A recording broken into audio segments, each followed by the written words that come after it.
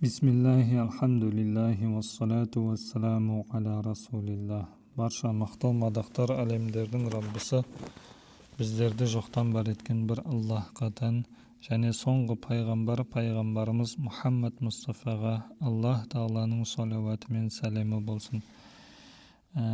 Біздер кез келген жақсы амалды жасаудан алдымен біздер жүрегіміздегі ниетімізге қарау керек. Кез келген жақсы амалды жасаудан алдын тек Құдай разылығы үшін деген ниет болу керек. Сонда ғана біздердің амалымыздың жемісі болады. Бұл кітапта жалпы кез келген мұсылманның білуі керек. Білуі парыз болған, міндетті болған діни білім.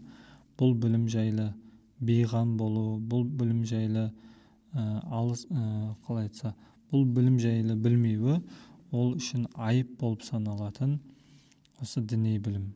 Сондықтан да кез келген мұсылман бұл жайлы үйренуі міндетті болып саналады. Бұл кіріспеде жалпы ай мұсылман бауырым, сен біл, діни білім ол дүниеде де ақыретте де ең пайдалы білімдерден болып саналады.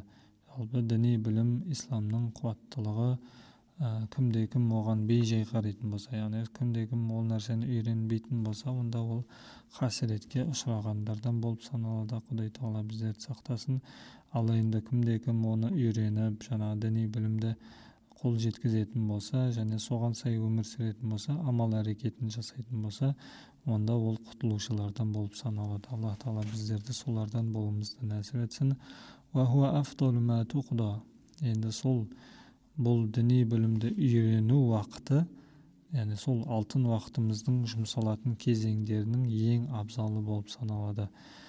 Пайғамбарымыз саллаллаху алейхи уассалам, ол білеміз, ол жаратылыстың ең абзалы, жаратылыстың ең білімдісі. Аллах Тағала пайғамбарымызға сол білімді арттыру жайлы Аллах Тағала бұйырды, және де басқа нәрсені бұйырмады. Яғни дүние нәрсені, ақша, мал, мүлік деген нәрсені арттыру жайлы бұйырмады, бәлки сол діни білімді арттыру жайлы бұйырды. Жалпы бұл нәрсе, яғни діни білімді үйрену деген нәрсе Аллах Тағаланың құзырындағы ұлы амалдардан болып саналатындығы жайлы осы нәрсе дәлел болады. Яғни осы аяттағы пайғамбарымызға айтқан «Вақур Робби зидни альман», яғни ай Мұхаммад, бұлай деп дұға жаса: Раббым, менің білімімді арттыра көр деп. Енді суммал абду, енді жалпы кез келген ақыл иесі адам ол қияметте сұралады, не нәрселерден сұралады? Осы білімді үйренді ма? Осы білімді үйреніп, және Құдай Тағала бұйырған нәрселерді үйренді ма, әлде үйренбеді ма? Сол жайлы қияметте сұралады.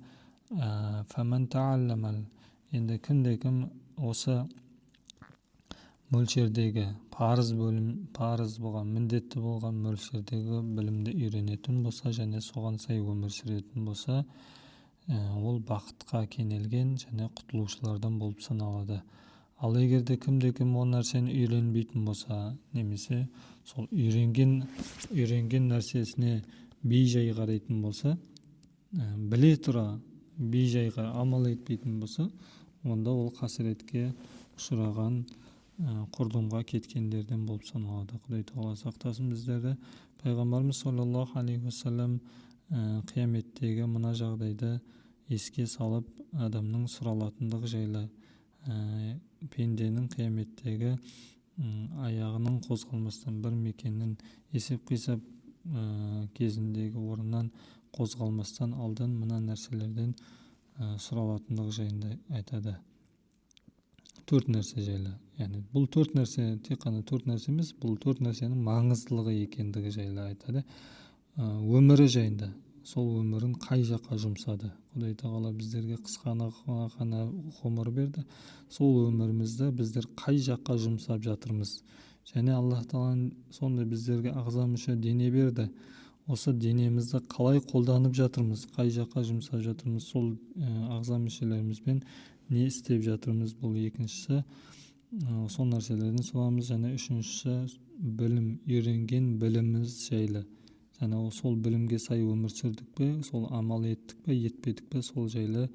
Және де төртіншісі ваған мәлихи, мал дүние. Енді біздерге Құдай тағала нәпақа табу деген нәрсені жүктегендіктен біздерге ақша, жалпы мал дүние табамыз. Сол дүниемізді қай жақтан тауыптық және қай жаққа жұмсағандығымыз жайлы ертең қияметте сұраламыз.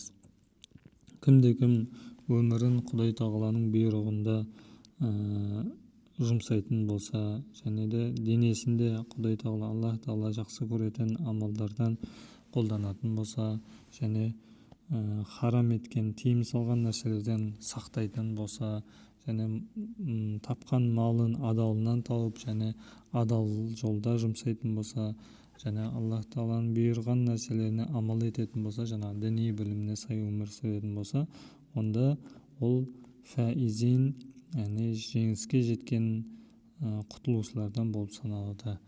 Және оған ешбір нәрседе қорқынышта, қияметтегі дүниеде де қорқынышта болмайды, және ешқандай қайғыда болмайды. Аллах тағала біздерді солардан болуымызды нәсіп етсін.